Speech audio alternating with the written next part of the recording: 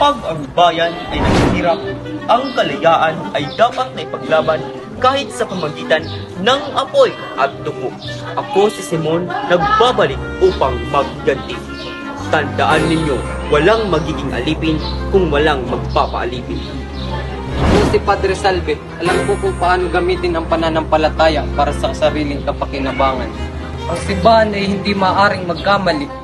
Ako, si Padre Florentino, naniniwala ako na ang kabutihan ay hindi nasusukat sa yaman o kapangyarihan, kundi sa puso ng tao. Ako, si Kabesang Talis. Hindi ko ipagkakaloob ang lupain ito sa sino mang hindi makakagawa ng higit sa nagawa ko. Diligin muna ninyo ng dugo ang lupain ito bago ninyo ito maangkin. Bukod sa taglay kong kagandahan, larawan ako ng isang Pilipina, makadiyos, matiisin, mapagmalasakit at mapagmahal. Ako si Huli, ang anak ni Kabisang Tales, apo ni Tandang Selo, at kasintahan ni Basik. Hindi ako sasama sa inyong buwan. Naniniwala akong tungiran ng bayan ay makakamtan sa pamamagitan ng karunungan at hindi sa taas. Ako si Basilio, ang anak ni Sisa at kapatid ni Crispin na kasintahan ni Huli. Babae ay hindi para sa lahat, kundi para lamang sa lalaking marunong magmahal at magpahalaga.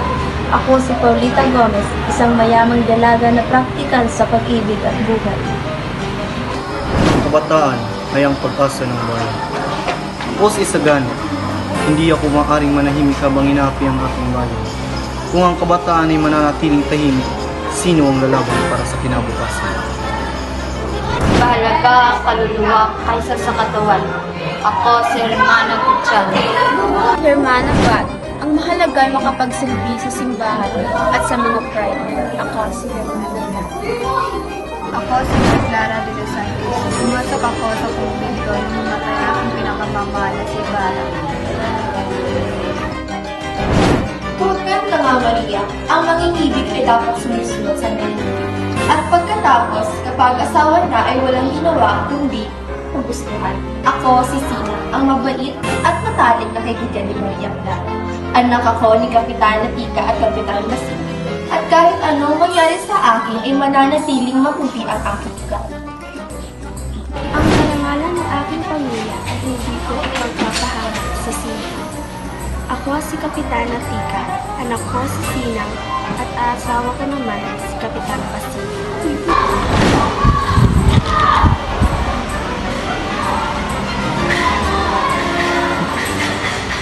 Kung hindi totoo ang balita, mas lalong kapanipaniwala. Ako si Benzaim, ang inyong mamamahayag ngayong araw. Paalam at maraming salamat. Nagkipayos ka na kasama. Hindi kayo marunong magsalita ng Kastila. Dapat kayong magtutuklas ng parang tunay na salinisado. Ako, si Doña Victorina. Ihalangan niyo ang karangalan ng pamilya ay panatilihin sa lahat ng pagkakataon. Ako si Doña Patrocinio, ang matalik na kaibigan ni Doña Victorina. Mahalaga sa akin ang dangal ng pamilya. Mas mabuti lang magkaroon ka masok kaysa magwa sa Pepe. Alam ko may ligyan ng buhay. Mas malagang mabuhay kaysa sa sasabihin ng iba. Hayaan natin na ang mga Ginoo sa kanilang mga usapan.